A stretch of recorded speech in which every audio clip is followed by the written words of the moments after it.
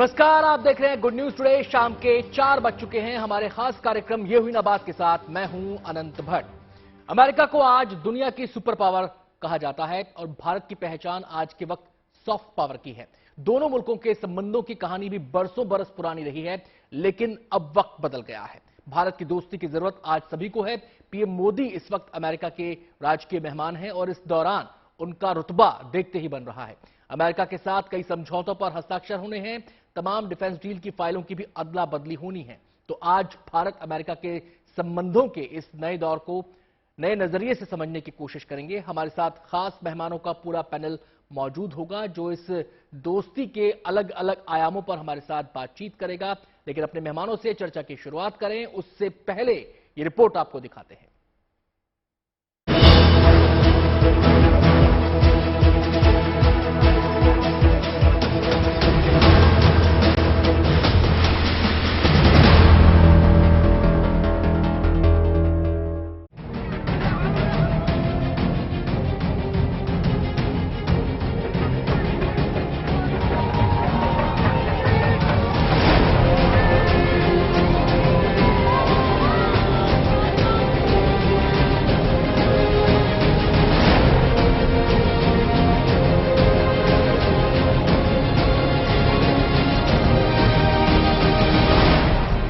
जब भी अमेरिका और भारत के संबंधों का इतिहास लिखा जाएगा, इन ऐतिहासिक तस्वीरों का जिक्र जरूर होगा।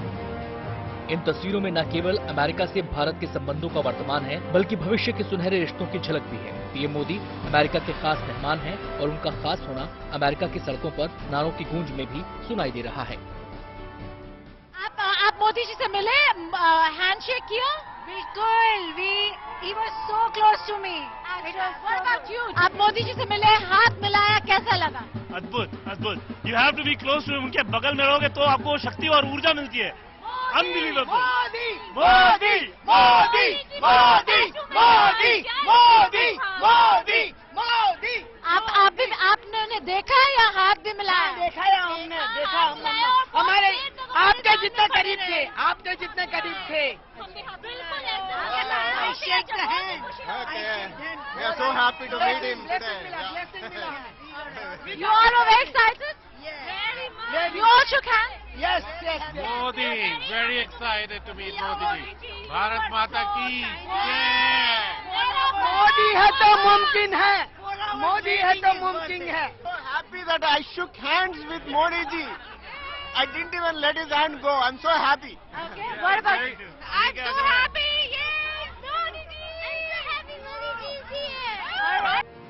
प्रधानमंत्री मोदी भले ही अमेरिका से मधुर रिश्तों का ताना बाना बुनने पहुंचे हैं, लेकिन इस बार पीएम अपने साथ भारत की सांस्कृतिक धरोहरों की ऐसी खुशबू लेकर पहुंचे हैं जिसका अमेरिका दीवाना है। अमेरिकी राष्ट्रपति को दिए पीएम मोदी के तोहफे भी भारत की संस्कृति की कहानी बयां कर रहे हैं। ये गिफ्ट जो दिए जाते हैं, इसके पीछे उद्देश्य होता है कि दोनों देशों के बीच में अच्छे संबंध हो, सांस्कृतिक और मजबूती आए, एक दूसरे को समझ सकें और करीबी बढ़ें। जिसे सरल शब्द में कहें तो दोनों देशों के बीच में केमिस्ट्री को बेहतर बनाने के लिए एक माध्यम है ये। दोनों मुल्कों के संबंधों का स्वाद बना रहे, इस बात का भी पीएम के दौरे में खास ख्याल रखा गया है। सबसे खास स्टेट डिनर में भी पीएम मोदी की पसंद का ख्याल रखा जा रहा है। भोजन में मोटे अनाज पर जोर है। डिनर की थीम भारत के राष्ट्रीय पक्षी मोर पर आधारित है। पीएम की पसंद के हिसाब से उन्हें शाकाहारी भोजन परोसा जा रहा है। कहते हैं पीएम मोदी दोस्तों के दोस्त हैं। 2014 के बाद अमेरिका में प्रेसिडेंट कोई भी रहा, पीएम मोदी ने सभी से संबंधों को बेहतर तरीके से साधा है।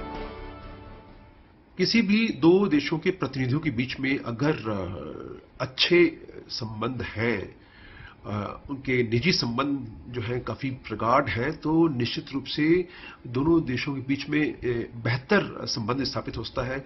उनके बीच में जो मुश्किलें पहले से चलती आ रही हैं, उन पर उनका परिणाम निकाला जाता है और एक दूसरे के देश के विकास के लिए क्या सहयोग कर सकते हैं, उनको आसानी से हासिल किया जाता है।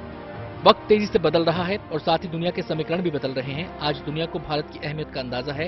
अमेरिका की कई बड़ी कंपनियां भारतवंशियों के हाथों में हैं। भारत अपने सॉफ्ट पावर से सुपर पावर बनने की ओर बढ़ रहा है। आज की तारीख में भारत के कंप्यूटर साइंटिस्ट और भारत के कंप्यूटर सॉफ्टवेयर एक्सपर्ट्स की पूरी दुनिया में धाक मची हुई है। चेन्नई, बेंगलोर, हैदराबाद, पुणे, गुड़गांव सब जगह पर बड़े बड़े सॉफ्टवेयर जायंट्स कंपनी हैं, जो कि हैं तो विदेशी कंपनी, लेकिन एम्प्लॉय करती है भारतीय टैलेंट को। दोस्ती की इन तस्वीरों के बीच चर्चा उस डिफेंस डील की भी खूब है, जो एक तरफ भारत अमेरिकी संबंधों को नया आयाम देगी और दुश्मनों को पैगाम देगी। भारत और अमेरिका के बीच में एक बहुत बड़ा कॉन्ट्रैक्ट साइन किया जा रहा है। ये डील है 31 MQ-9 ड्रोन के लिए। यह तकरीबन 25,000 करोड़ रुपए की डील होगी। इस डील के तहत जो MQ-9 ड्रोन भारत में आएंगे, वह एक बार में 27 घंटे तक एयरबॉर्न रह सकते हैं और जरूरत के मुताबिक 50,000 फीट की ऊंचाई पर उड़ान भर सकते हैं। MQ-9 ड्रोन जो भारत ले रहा है, उसमें लेजर गाइडेड हेलफायर हवा से जमीन पर मार करने वाली मिसाइल लगी है। भारत और अमेरिका को स्वाभाविक मित्र कहा जाता है। वक्त ने दोनों देशों के संबंधों को परखा है। वक्त के हिसाब से दोनों देशों के रिश्ते परिभाषित होते रहे हैं। एक बार फिर अमेरिका और भारत वक्त के ऐसे मुहाने पर हैं। ऐसे में मोदी और बाइडेन इस दोस्ती के नए अध्याय को लिखने जा रहे हैं। वॉशिंगटन से गीता मोहन और श्वेता सिंह के साथ bureau report, good news today. तो आज पूरी दुनिया की निगाहें वॉशिंगटन डीसी पर टिकी हुई हैं, क्योंकि आज एक बड़ी डील साइन होने वाली है। आज डिनर डिप्लोमेसी भी देखने को मिलेगी और कूटनीतिक संबंधों के विषय में यह कहा जा रहा है कि एक नया आयाम, एक नई कहानी बाइडेन और पीएम मोदी मिलकर लिख सकते हैं। एक नया आयाम भारत अमेरिकी संबंधों को मिल सकता है स्टेट विजिट के बाद। तमाम मेहमान तमाम पहलुओं पर चर्चा करने के लिए हमारे साथ जुड़ गए हैं। सबसे पहले मेहमानों से हम आपका परिचय करा दें। हमारे साथ प्रसून शर्मा रहेंगे, जो कि डायरेक्टर हैं चाइना सेंटर इंडिया ग्लोबल के। इसके अलावा हमारे साथ चिरायु ठक्कर जी मौजूद रहेंगे, विदेश मामलों के जानकार के तौर पर। हमारे साथ कर्नल रिटायर्ड टीपी त्यागी मौजूद रहेंगे, डिफेंस एक्सपर्ट। हमारे साथ मेजर जनरल रिटायर्ड संजय सोई भी डिफेंस एक्सपर्ट के तौर पर मौजूद रहेंगे। सबसे पहले मैं रुख करना चाहूंगा चिरायु ठक्कर जी का। चिरायु जी, पीएम मोदी ने एक अमेरिकी अखबार को इंटरव्यू दिया। उन्होंने कहा, चाहे हम डिप्लोमेटिक दृष्टि से देखें, चाहे हम सामरिक दृष्टि से देखें या फिर अर्थव्यवस्था के नजरिए से देखें, भारत का समय आ गया है और ये विजिट क्या उस समय की अगुवाई कर रही है? जी बिल्कुल अमन, ये एक बहुत ही ऐतिहासिक क्षण है और ये जो पीएम मोदी और प्रेसिडेंट बाइडेन साथ मिलके एक नया इतिहास दर्ज कर रहे हैं, उसको हम लोग वॉशिंगटन में यहाँ पे देख रहे हैं। एक नया अध्याय लिखा जा रहा है भारत के और अमेरिका के संबंधों के बीच, और इसकी अहमियत जितनी हम लोग इसको एम्फसाइज करें उतना कम है। जी चिरायु, एक होता है पब्लिक यूफोरिया जो हम देख रहे हैं अमेरिका की सड़कों पर, न्यूयॉर्क से लेकर वॉशिंगटन डीसी तक लोग इस दोस्ती का उत्सव मना रहे हैं, नाच रहे हैं, गा रहे हैं, जय जयकार भारत का जय घोष वहां पर कर रहे हैं। लेकिन एक होती है डिप्लोमेटिक रियलिटी, और जब डिप्लोमेटिक रियलिटी को परिभाषित किया जाता है तो उसके केंद्र में आता है नेशनल इंटरेस्ट। अगर इस पैमाने पर चीजों को तौला जाए तो भारत अमेरिका की ये दोस्ती किस दिशा में जाती हुई नजर आ रही है? अमन, भारत और अमेरिका की ये जो दोस्ती है, जो प्रेसिडेंट बाइडेन जब खुद वाइस प्रेसिडेंट थे तब उन्होंने कहा था कि it is one of the most consequential partnership of the 21st century, यानी कि 21वीं सदी का ये सबसे अहम द्विपक्षीय संबंध होगा। और इस बात में जरा सा भी अतिशयोक्ति नहीं है। उसका कारण यह है कि दोनों के जो नेशनल इंटरेस्ट है जिसकी आपने बात कही, वो बहुत हद तक यहाँ पे कॉन्वर्ज हो रहे हैं। चाहे वो चाइना हो, जो स्ट्रेटेजिक क्षेत्र में एक बहुत ही बड़ा मुद्दा है दोनों देशों के लिए, लेकिन चाइना के अलावा आप ट्रेड को देख ले, आप डिफेंस को देख ले, एआई को रेगुलेट करने की बात देख ले, टेक्नोलॉजी की बात देख ले, कोई भी विषय देख ले जिसमें नेशनल इंटरेस्ट का कॉन्वर्जन सम्मिलन नहीं हो रहा दोनों देशों के लिए। और इस कॉन्वर्जेंस के साथ साथ एक काम करने की, दोनों देशों को एक दूसरे का महत्व समझ आ रहा है और दोनों को एक दूसरे के साथ काम करने की एक क्लैरिटी है, एक इच्छा है, एक तत्परता है, और एक जैसे कहते हैं कि एक विलिंगनेस है। तो आई थिंक मेरा मानना यह है कि apart from China there is a huge convergence of national interest which is driving this relationship. चलिए चिरायु, मैं आपके पास आता हूं। प्रसून जी का मैं यहां पे रुख करना चाहूंगा। जैसे कि चिरायु से बातचीत हो रही थी, उन्होंने चाइना को भी एक फैक्टर बताया इस बाइंडिंग फोर्स के पीछे। अमेरिका और यूएस के बीच जो प्रगाढ़ होती दोस्ती है, प्रसून, ऐसे में हमें यह जानना चाहेंगे कि इस दोस्ती को अगर देखें, उस नजरिए से अगर देखें, तो चाइना को कहां आप खड़ा पाते हैं और ये दोस्ती चाइना को किस रूप में परिभाषित कर रही है? चाइना को किस नजरिए से देखा जा रहा है? जी, पहली बात, भारत की तरफ से, भारत कोई भी बायलैटरल जो रिलेशनशिप अमेरिका के साथ कर रहा है वो किसी के खिलाफ नहीं कर रहा है, वो अपनी कैपेसिटी और अपनी इन्फ्लुएंस बढ़ाने के लिए कर रहा है। अब अगर चाइना की तरफ आते हैं तो निश्चित बात है कि भारत जो इम्पोर्टेंट डील्स कर रहा है, जैसे कि जेट इंजन के रिलेटेड और ड्रोन, वो दोनों ही चीजें इंडो पैसिफिक सिक्योरिटी के लिए काफी अहम रहेंगी।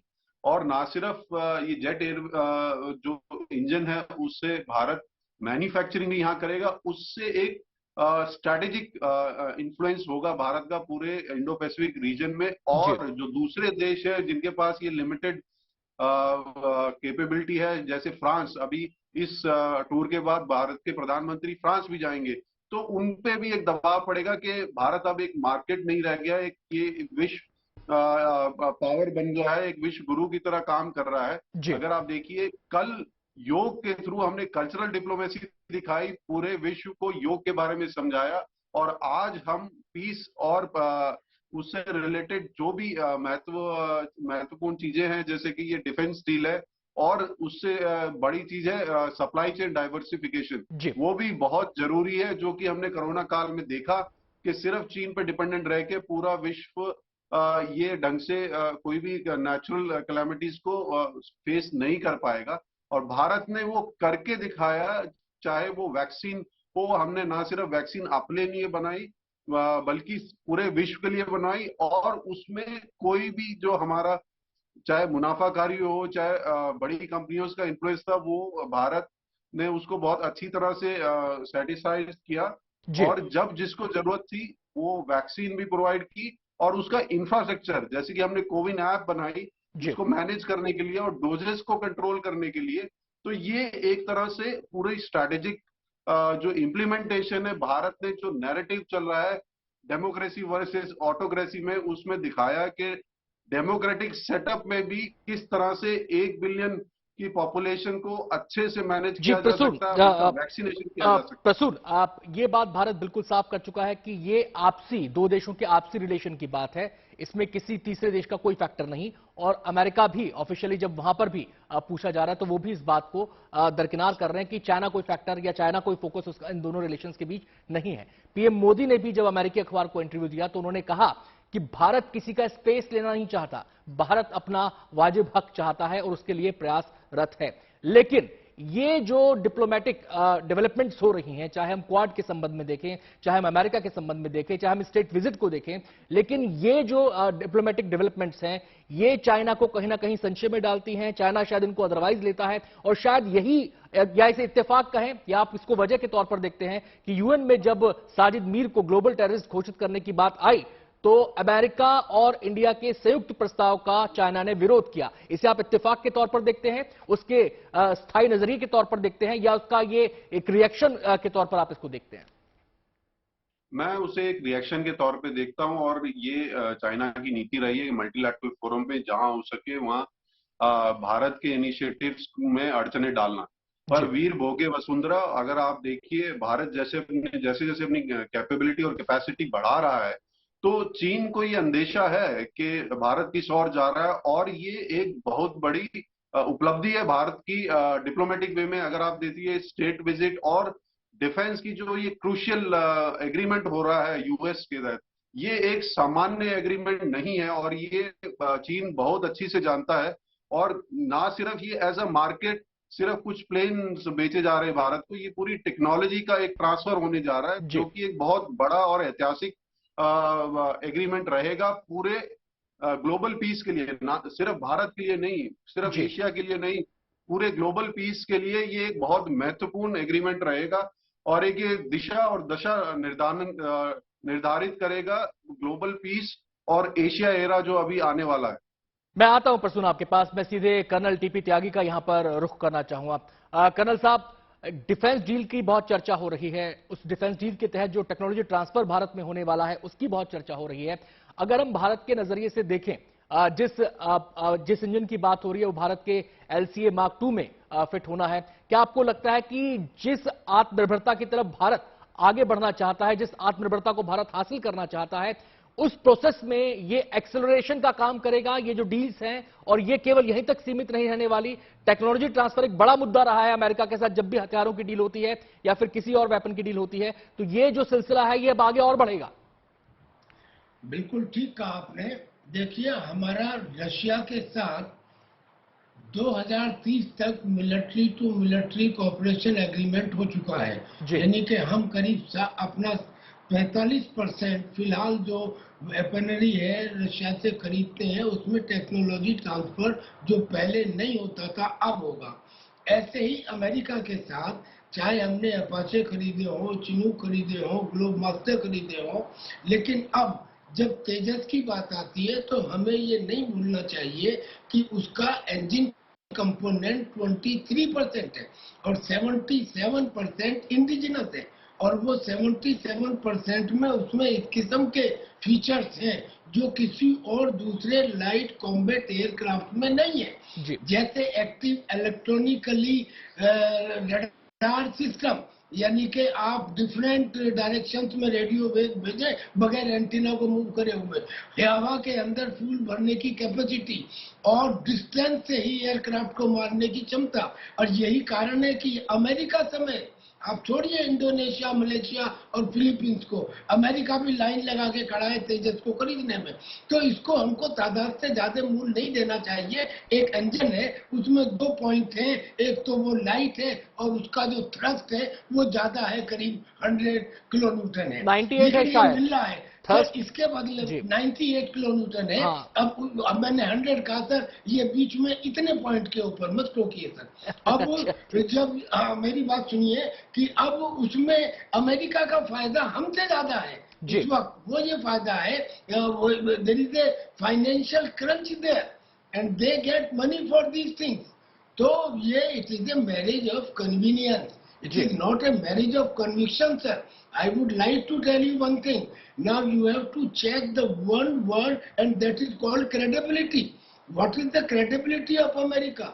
एक देश आने वाले समय में कल को कैसा बिहेव करेगा, इसका अंदाजा इस बात से लगाया जाता है कि उसने बीते हुए कल में कैसे बिहेव किया था। हिंदुस्तान की हिस्ट्री को देख लीजिए, कारगिल में उसने मदद करने को तो छोड़िए, इजराइल को मना कर दिया था बोफोर्स को नए पुर्जे देने के लिए। जी, 71 की बात हम सब जानते हैं। जी नहीं, जी अपनी बात पूरी करना। जी, मैं एक बात पूरी करना चाहता हूँ। लास्ट जो आपके शायद मीर की चल रही थी कि साहब चाइना ने उसके ऊपर वीटो कर दिया, सर मैं आपको यह बताना चाहता हूँ कि हमें इस बात पे खुश होने की आवश्यकता नहीं है कि हमको सिक्योरिटी काउंसिल के अंदर सीट मिल जाएगी। ये सिक्योरिटी काउंसिल में वीटो पावर टेक्निकली 1955 में डेड हो चुकी थी, मर चुकी थी। हमें डेड बॉडी को तब से आज तक कैरी कर रहे हैं। दरअसल में हमारे रिप्रेजेंटेटिव डॉक्टर रामास्वामी मुरलियार ने यूएन चार्टर पर साइन करते समय ये शर्त लगा दी थी रूजवेल्ट और चर्चिल और स्टालिन के सामने कि ये वीटो पावर केवल 10 साल तक मानेंगे, 10 साल के बाद में सिंपल मेजोरिटी से हटा देंगे। इसे नहीं हटाया गया। हिंदुस्तान को तो इसके बारे में करना चाहिए। त्यागी जी, मेरा एक सवाल आपसे और है। ये जो ये टेक्नोलॉजी ट्रांसफर की बात हो रही है इंजन के संदर्भ में, खासकर आपसे ये समझना चाहते हैं कि ये जो इंजन आ रहा है, ये मार्क 2 जिसको 4th जनरेशन का फाइटर जेट कहा जा रहा है, उसके लिए तो ठीक है, लेकिन Bharat 5th generation fighter planes पर भी काम कर रहा है। एमका जो भारत का प्रोजेक्ट है उस पर भी, उस दिशा में भी काम हो रहा है। क्या आपको लगता है कि उसके लिए भी ये टेक्नोलॉजी ट्रांसफर हमारे लिए सहायक होगा? बिल्कुल सहायक होगा, बिल्कुल सहायक होगा, क्योंकि हिंदुस्तानी जो IT एक्सपर्ट हैं, they are very quick at update. ये 4th जनरेशन के इंजन के आने से ही हमको वो सब चीजें मिल जाएंगी जिसकी हमें आगे डेवलपमेंट के लिए जरूरत है। और ये अगर नहीं भी आता है तो सुपर कंप्यूटर के लिए अमेरिका ने मना कर दिया था, हमने बना लिया कि नहीं बना लिया? मंगलयान पे पहली दफा में चले गए कि नहीं चले गए? It is only a question of time, we will develop it. वरना ये काम तो नेहरू के जमाने से चल रहा था, उस समय यहाँ पे जुगाड़ चल रहे थे, उस समय इसे डकोटा से टो किया गया था। तो ऐसा चीजें डेवलप हुई है। आज की तारीख में जो टैलेंट, जो एक्सपीरियंस, जो कैपेबिलिटी हमारे पास है, वो that is something which has got hardly any problem. और ताकत होने के बाद ताकत को ना पहचानना भी एक कमी मानी जाती है। नाउ इज द टाइम के हमें न्यू एमर्जिंग वर्ल्ड ऑर्डर की लीडरशिप गेन करनी है। We are not interested in getting a seat in security council which has already become important. जी, भारत को अपने हक के लिए प्रयास करना जो दुनिया के वैश्विक परिदृश्य में पटल पर उसको चाहिए। हम सीधे रुख करेंगे मेजर जनरल संजय सोई का। मेजर साहब, जो दूसरी डील है जिसका और भी ज्यादा जिक्र हो रहा है वो है प्रीडेटर ड्रोन की। अगर भारत के सामरिक नजरिए से इसको देखा जाए, भारत की पोजीशन को अगर देखा जाए ज्योग्राफिकली, एक तरफ पाकिस्तान है एक तरफ चीन है, उस नजरिए से इसको देखा जाए और जिस तरीके से युद्ध के नियम बदल रहे हैं, युद्ध का जो तरीका है वो बदल रहा है, टेक्नोलॉजी का ज्यादा इस्तेमाल आने वाले दिनों में कहा जा रहा है कि हो रहा है, अगर युद्ध उस पैमाने पर भड़कता है तो उस नजरिए से देखें तो ये जो ड्रोन्स हैं ये भारत के लिए कितनी इंपॉर्टेंस रखते हैं और इस ड्रोन्स के आने से भारत की सामरिक ताकत में कितना इजाफा होगा? बिल्कुल अनंत जी, ऐसा है कि बिल्कुल ठीक कह रहे हैं आप, जो है कि ये ड्रोन जो है आज की तारीख में गेम चेंजर बन चुके हैं युद्ध के मैदान में। हम इसका लाइव एग्जांपल देख रहे हैं रशिया और यूक्रेन के युद्ध में कि दोनों ही देश ड्रोन्स का खुल के इस्तेमाल कर रहे हैं और किस प्रकार से ये एक सस्ता, लॉन्ग रेंज और एक डिफिकल्ट इलाके में भी जाकर मार कर सकता है और कोई भी इलाका इनसे छुपा नहीं रहता जी। अब जब हम ये देखते हैं कि जो MQ-9B है रीपर ड्रोन, ये बहुत ही ज्यादा पावरफुल है, जिसको कहना चाहिए कि hello, high altitude long endurance, यानी कि काफी ऊंचाई पर 50,000 फीट तक जाकर और तकरीबन आप समझिए कि 30 घंटे तक ये चल सकता है, यानी कि लॉन्ग एंड्योरेंस बहुत ज्यादा इसकी रेंज हो जाती है, काफी दूर तक ये डीप जाके मार कर सकता है और कई रोल हैं इसके, चाहे वो सर्विलेंस है, अटैक है, मिसाइल से इसमें हेल्थ फायर मिसाइल यूज हो सकती है, गाइडेड बॉम्ब इस्तेमाल हो सकते हैं इसके द्वारा। तो जो इसका इस्तेमाल आप देखिए कि अफगानिस्तान में अमेरिका 2008 से कर रहा है, 2008 से ऑपरेशंस में है और वहां पर कई ऑपरेशन सफलतापूर्वक किए गए हैं और ये आने से एक दूर अंदर जाकर हमारी मार करने की क्षमता बहुत ज्यादा बढ़ जाती है। चाहे वो पाकिस्तान हो, अगर उनके हमको इंसर्जेंस के बेसिस नष्ट करने हो, जहां पर मिलिटेंसी के बेसिस बनाए हो उनको बर्बाद करना हो, या चाइना फ्रंट पकड़ देता है क्योंकि इतना हाई एल्टीट्यूड है, इसका इतना एंड्योरेंस लंबा है, तो वहां पर पूरा सर्विलेंस किया जा सकता है। जरूरत पड़ने पर पहाड़ियों के पीछे अगर उनकी जो छुपी हुई पोजीशंस हैं उनको बर्बाद किया जा सकता है, उनको डिस्ट्रॉय किया जा सकता है। तो ये एक गेम तरह से फोर्स मल्टीप्लायर। मेजर साहब, आपसे ये भी समझना चाहता हूं कि इन ड्रोन्स को लेकर, अपनी तकनीक को लेकर अमेरिका के मन में हमेशा रिजर्वेशंस रही हैं, बहुत आसानी से वो ट्रांसफर करता नहीं है, लेकिन आज अगर वो ट्रांसफर कर रहा है तो ये क्यों इस रूप में परिभाषित हो रहा है? क्या इनको केवल एक बिजनेस डील के तौर पर देखा जाए कि दो कंपनियों के बीच में करार हो रहा है, या फिर इनको एक सामरिक स्ट्रेटेजिक इंपॉर्टेंस के तौर पर देखना ज्यादा उचित होगा? नहीं, बिल्कुल अनंत, आप ये पॉइंट बहुत ही वेरी इंपॉर्टेंट पॉइंट है, क्योंकि पैसे के लिए तो वो और भी बहुत सी चीजें दे रहे हैं और ये अमेरिका की हमेशा से नीति रही है कि जो बहुत ही हाई टेक्निकल वेपन सिस्टम होता है वो नहीं देते थे, छोटे छोटे वेपन सिस्टम देते थे या उसमें भी अड़ंगे अड़ाते रहते थे, पुराना माल दे देते थे।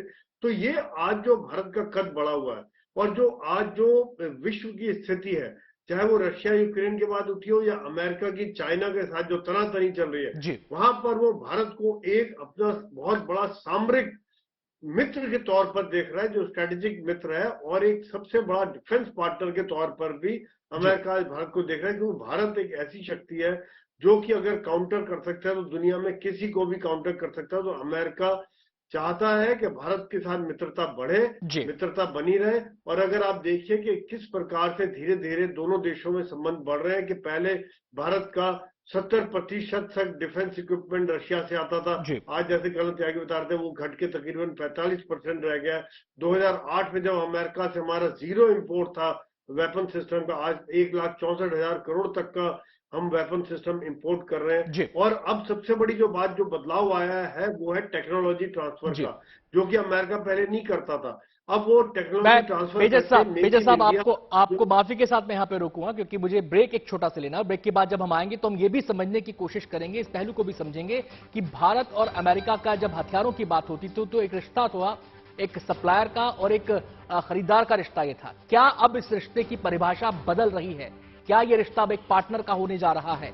तो भारत अमेरिका संबंध वक्त के हिसाब से अलग अलग परीक्षाओं के दौर से गुजरे हैं और आज जिस मुहाने पर यह संबंध है वहां पर भारत और अमेरिका को स्वाभाविक साथी के तौर पर देखा जाता है, लेकिन जब बात भारत अमेरिका की आती है तो बात रशिया की भी अपने आप आ जाती है। रूस, अमेरिका को अगर स्वाभाविक साथी के तौर पर देखा जा रहा है, कहा जा रहा है, तो रूस हमारा संकट का साथी रहा है और दोनों देशों के साथ भारत के संबंध अच्छे हैं, प्रगाढ़ हैं। अब ऐसे में बात आती है फाइन बैलेंस मेंटेन करने की, क्योंकि रूस यूक्रेन युद्ध को लेकर बात जब भी होती है तो भारत की तरफ दुनिया देख रही है कि भारत इसमें इंपॉर्टेंट भूमिका निभा सकता है।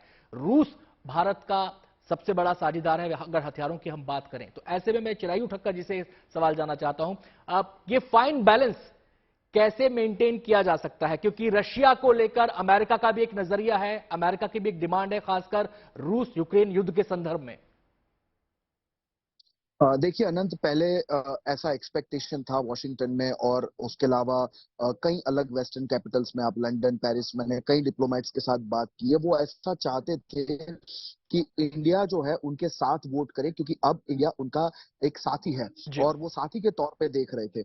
लेकिन जैसे जैसे ये युद्ध की बात आगे बढ़ी, इंडिया ने जो एक कंस्ट्रक्टिव रोल प्ले किया है, जब रशिया को कन्विंस करने की बात आई, क्योंकि शायद पता नहीं आपके दर्शकों को पता हो या नहीं, लेकिन यूक्रेन और रशिया है वो दोनों वर्ल्ड को 20-25% जो वीट है वो सप्लाई किया करते थे और अभी भी करते हैं। They are the largest producers of wheat in the world. तो उस वक्त युद्ध के कारण वो जो एक्सपोर्ट्स थे, गेहूं वहां पे रेडी था, अन्य कई प्रकार के अनाज रेडी थे, लेकिन एक सोल्यूशन नहीं मिल रहा था कि इस वीट को कैसे एक्सपोर्ट किया जाए, क्योंकि जो पोर्ट्स थे वो युद्ध में एंगेज थे। तो उस वक्त इंडिया ने एक पॉजिटिव डिप्लोमेसी का उपयोग किया, रशिया को कन्विंस किया कि आपके फायदे में भी है, थर्ड वर्ल्ड के भी फायदे में है, जो ग्लोबल साउथ है उसको आज वीट की कमी महसूस हो रही है, तो आप इसको सपोर्ट करें। इसके अलावा जब जो जाफरोजिजिया न्यूक्लियर प्लांट था, उसमें भी अगर रशिया ने सही टाइम पे बॉम्बिंग बंद ना की होती तो शायद एक न्यूक्लियर एक्सप्लोजन का चांस था, वहां पे भी इंडिया ने एक कंस्ट्रक्टिव भूमिका निभाई है। उसके अलावा जब युद्ध की एक डिप्लोमेटिक पीसफुल सोल्यूशन की बात है तो जेलेंस्की ने भी कहा है कि हमें इंडिया का सपोर्ट, उसकी जरूरत रहेगी। तो इसके अलावा जो इंडिया ऑयल यूज करता है वो ऑयल को रिफाइन करके वो एक्सप्लोर कर रहा है, जिसकी वजह से एक प्राइस कैप मेंटेन है। तो ये जो सारे क्षेत्रों में इंडिया ने एक बहुत ही अहम भूमिका निभाई है। मतलब आप उस फाइन बैलेंस की तरफ इशारा कर रहे हैं जो भारत ने मेंटेन किया है, चाहे बात अमेरिका के साथ संबंधों को साधने की हो, चाहे वो रशिया के साथ संबंधों को साधने की हो। मैं सीधे यहां पर रुक करना चाहूंगा प्रसून जी, बात लगातार जब चीन अमेरिका की दोस्ती की हो रही है, तो जब अमेरिका और भारत की दोस्ती की हो रही है तो लगातार चीन का जिक्र, चीन का संदर्भ बार बार खुद ब खुद आ जाता है। ये माना जा रहा है, जो जानकार हैं वो ये देखकर चल रहे हैं, वो ऐसा मान रहे हैं कि चीन को कंटेन करने के लिए अमेरिका को भारत की जरूरत है।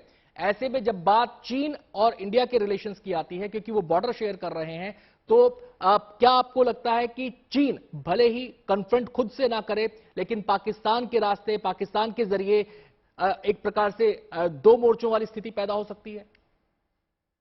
मुझे नहीं लगता है, क्योंकि चीन एक तरह से क्रेडिट ट्रैप में फंस गया है।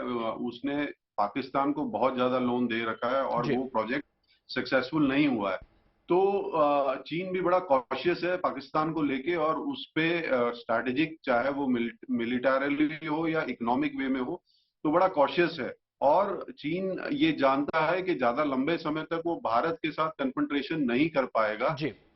वो एक तरह से उसके लिए डिस्ट्रक्टिव रहेगा, क्योंकि वो जितना डिस्ट्रक्टिव मोड पे चाइना भारत के साथ कन्फ्रंट करेगा, उतना ही अमेरिका को या वेस्टर्न वर्ल्ड को आसान रहेगा भारत के साथ और डिफेंस रिलेटेड पार्टनरशिप करने के लिए। ऑल्दो अभी भारत एक इंडिपेंडेंट फॉरेन पॉलिसी लेके चल रहा है और वो किसी खेमे में अपने आप को बांटता या एक तरफ नहीं रखता है। जो भारत के लिए सही है और विश्व के लिए सही है, वो डिसीजन लेता है और अभी तक लेता आया है। तो चीन ये भली भांति से जानता है कि भारत का जो नजरिया है किसी भी पार्टनरशिप को लेके, वो और चीन को भारत ने साफ भी कर दिया है कि जब तक बॉर्डर पर शांति नहीं स्थापित हो जाती, रिलेशन उतने स्वाभाविक नहीं भी हो पाएंगे। हम सीधे यहां पर रुख करना चाहेंगे कर्नल त्यागी का, जो हमारे साथ मौजूद है। त्यागी जी, जब भी बात आती है हथियारों की डील की, खासकर रशिया के साथ, तो अक्सर हमने देखा है कि जब घातक हथियारों की बात होती है, बड़े हथियारों की बात होती है, तो अमेरिका का एक पर्सपेक्टिव सामने आता है,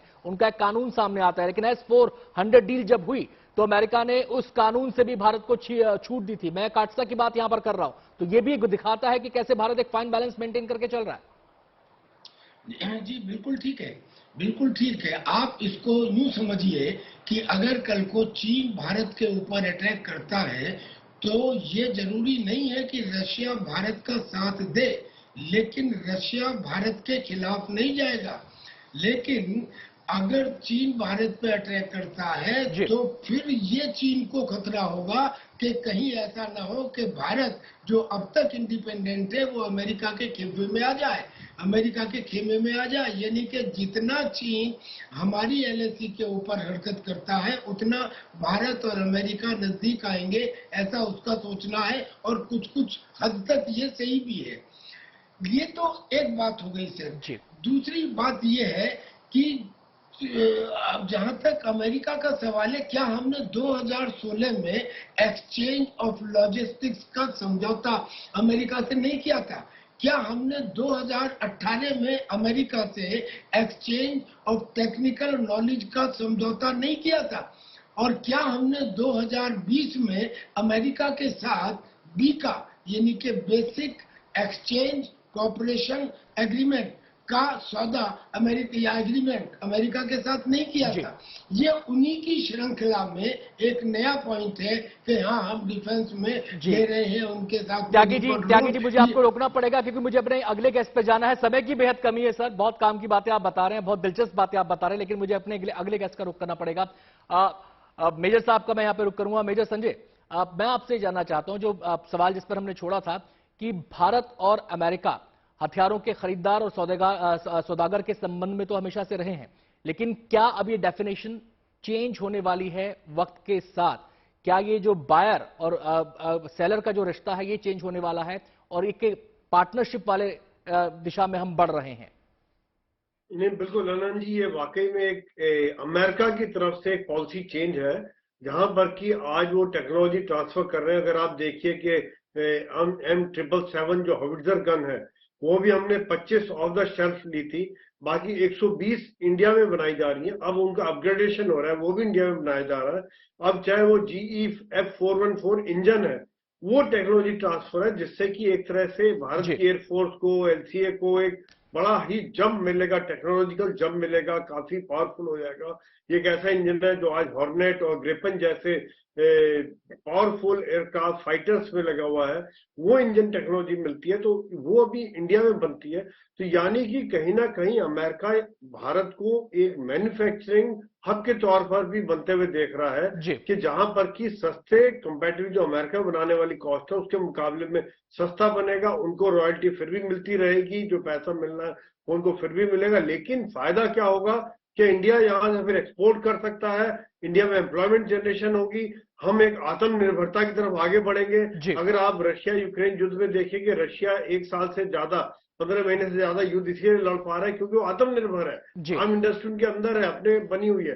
तो उसके बाद जो हथियार जो मेजर जनरल साहब, अगर आप ये कह रहे हैं कि अगर डिप्लोमेटिक कंडीशंस को, डिप्लोमेटिक परिदृश्य को साइड में भी रख दिया जाए तो दोनों देशों के लिए आपसी रिलेशन की बात की जाए तो विन विन सिचुएशन है। बिल्कुल, ये अमेरिका के लिए, क्योंकि वो एक मैन्युफैक्चरिंग हब के लिए बनाएगा, उनको सस्ते मिलेंगे। अगर आप देखिए कि अमेरिका आज पूरी दुनिया में हर जगह कहीं ना कहीं इन्वॉल्व है, तो उसको जगह जगह हथियार एक्सपोर्ट करने के लिए भी जरूरत है, और वो भारत के द्वारा ही बना के यहां से भी एक्सपोर्ट कर सकते हैं। एक तो वो एंगल हो गया, दूसरा भारत को फायदा ये है कि हमारे देश में बनेगा तो हमारे यहाँ टेक्नोलॉजिकल एब्जॉर्प्शन होगा, उस टेक्नोलॉजी को हम लोग एब्जॉर्ब करेंगे आगे। उसके बहुत बहुत शुक्रिया मेजर जनरल संजय सोई, आपका इन तमाम विषयों पर विस्तार से रोशनी डालने के लिए। कर्नल त्यागी, आपका भी बहुत बहुत शुक्रिया। इसके अलावा प्रसून जी और चिरायु जी, आपका भी बहुत बहुत शुक्रिया इस विषय पर हमारे साथ चर्चा में जुड़ने के लिए। फिलहाल एक खबर, शानदार खबर आपको हम बता देते हैं। प्रधानमंत्री मोदी के अमेरिकी दौरे के दौरान रक्षा क्षेत्र में अमेरिका के साथ एक ऐतिहासिक डील हुई है। अमेरिकी कंपनी GE एरोस्पेस और हिंदुस्तान एरोनॉटिक्स लिमिटेड यानी HAL के बीच एक अहम करार हुआ है, जिसमें भारतीय वायुसेना के लिए लड़ाकू विमान का इंजन बनाए जाने पर समझौता हो गया है। इसके तहत भारत में F414 इंजन का उत्पादन किया जाएगा। ये इंजन खासतौर से तेजस का जो अपग्रेडेड वर्जन यानी कि Mark II उसमें इस्तेमाल किया जाएगा। इसके लिए जरूरी निर्यात ऑथराइजेशन के लिए GE एरोस्पेस अमेरिकी सरकार के साथ काम करेगा। ये समझौता भारतीय वायुसेना के light combat aircraft MK2 programme का हिस्सा है। इस समय जब खुद प्रधानमंत्री मोदी अमेरिका के दौरे पर हैं, ऐसे में ये डील काफी अहम हो जाती है।